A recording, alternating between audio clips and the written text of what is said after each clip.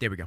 Cool. I've seen articles online about the kibble Mm-hmm. and what they put into it, essentially. So, like, It's a lot of shit. dude, there's an episode, Yeah. not an episode. There's a documentary called Pet Fooled. I think I told you to watch this. I've heard. Yeah. Yeah. I didn't watch it. Yet. It's on Amazon Prime. Yeah. And it shows you kind of what goes into dog food and what they do, the dog food industry. It's disgusting. They use like the dead carcasses from cows that aren't used for people food that have been rotting in the field. They grind that up and they use that for the meal. The you'll see beef meal or chicken meal on the back of kibble. It's disgusting. I tried switching him back to kibble. He wasn't having it. He was spitting it out piece by piece. So, but what they try to do with raw-fed dogs is they try to break the diet up. So if you're feeding him duck one day, maybe the next day you feed him chicken and you give him salmon one day.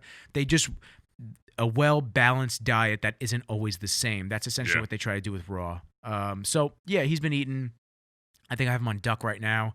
He'll be on turkey when this roll is done, and I put like mussels in his food, and I'll just put different things this way. It keeps it different and interesting. Yeah. But I mean, dude, Buddy's growing, man. Buddy is big. Buddy is. He's a big boy. He is. He's not 6 months old yet. I kind of wanted to ride him like a little horse. Dude, you could. You could. He's strong as hell. And, everyone asked me, he's the only raw-fed dog out of the litter. And I think his closest sibling is 15 to 20 pounds lighter than him. And he's got a beautiful coat, too. Yeah, man. He looks good. He's a little fucking dick sometimes. He doesn't let me brush him. And he gets mad. He bites the brush. I'm like, dude, you're itchy. Let me get that bottom layer off. But I digress. Welcome back to the studio with myself and... John Panetti, the voice. The voice and Rizzles is back, people. We are coming at you live. Well, not really live, kind of. This is like a day after. I'm live for you, you're live for me. So yeah, I'm live for you. All right, so coming at you semi-live. We were talking about when the best time to start back up was a couple weeks ago. We decided that now is the go time. We can't wait any longer. Yeah, we don't. I mean, it's ridiculous at this point. I've been in my office. John has been, I don't know, doing things. I don't really care. Our immune systems are pretty good, and we've taken a lot of good precautions to begin with. But the risks don't outweigh anything at this point. So I think 100%. it's kind of back to business. I don't really give a fuck what our governor says. We would have kept episodes going throughout, but we wanted to make sure we had a steady stream of content for everybody, where we don't do an episode 1 week and then 3 the next, and then 2 1 week and then 4 the next. Yeah, and then we could have done Zoom interviews. Yes. So John and I could have come to the studio and done Zoom interviews. The issue, however, is we're trying to keep a standard for quality. Absolutely. There's a lot of podcasts that we listen to, Joe Rogan included. I don't always like to just try to compare ourselves because we're nowhere on that level yet. But yeah, listen, man, you never fucking know. Keep this shit going. Keep this train steaming ahead. Joe Rogan, send the invite. Yeah, send the invite. Let us come on. But we just want to keep the standard for sound quality, and we want to make sure that every episode sounds the same, that when you listen in, it's not going to be like crackly and people are going to be cutting in and out. We want it to be consistent. So we kind of made that decision to stick to doing things in the studio and just see going forward, who we can get in as guests, because people still don't want to partake and come out of their house, which is fine. Yeah. To each their own, whatever you want to do. But we congregated today into the studio. We did actually record an episode prior to this. It's kind of sensitive for us.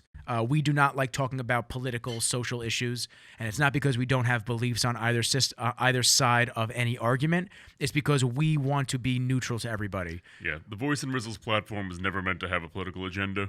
We're just here to create dope content and bring some amazing stories to you guys. Yeah. So maybe one day we have some political figures on that are kind of going through what's going on in our nation right now. Mm-hmm. Maybe we don't.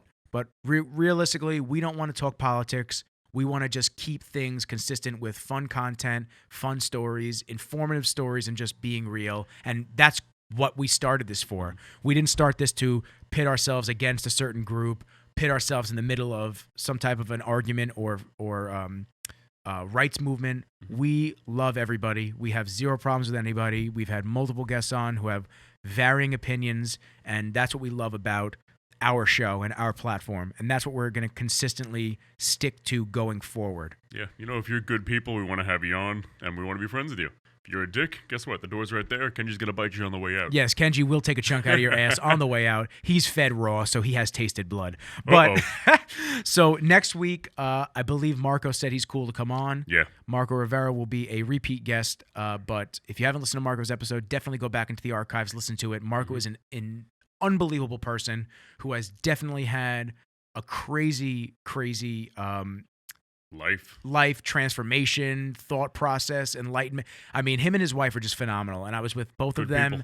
Yeah, I was with both of them out at the Arnold. Isaira is definitely going to come on the podcast as well, talk about how she transformed her body to competing for the Arnold Classic after having 2 kids, and she's been retired for a couple of years. Both unbelievable human beings. I can't wait to have them on. And then John and I are going to start doing hopefully 1 episode a week, whether we have a guest or not. Yeah, for sure. We're going to kind of, I guess, think about what we want to talk about, topics to discuss, and whatnot. Maybe a format for a show, which we really haven't had. So, it could just be what's going on with our businesses. It could just be what's going on, in the world. And when we say in the world, once again, we're staying neutral to all things political. We don't want to have people look at us like we're one-sided or against another. We are neutral for everything. We're on the side of good people. Fucking Switzerland. Yep. So, but you know what? When you tune into The Voice and Rizzles, we don't want you to be just hearing what you've been reading on Facebook all day, every day. So, as content creators, you want to watch something, enjoy it, and separate yourself from everything else going on. Yeah. And that's kind of what we're here for. Yeah, no hate, all love, man. On this show, at least, we keep the good vibes going. So, I think that's it for this. Like I said, we recorded something prior. Once again, we're not about that. We decided to just have a little PSA and let everybody know that we're both back in the studio. It's not just me. And going forward, we are going to be creating some great content for you guys. So back to the regular scheduled programming. John, kick this outro. So it's been a while, but I want to thank you guys for tuning into this voice episode of The Rizzles. Oh, fuck See, that. That's how long it's been. That's how long it's been. He used my outro. Take two.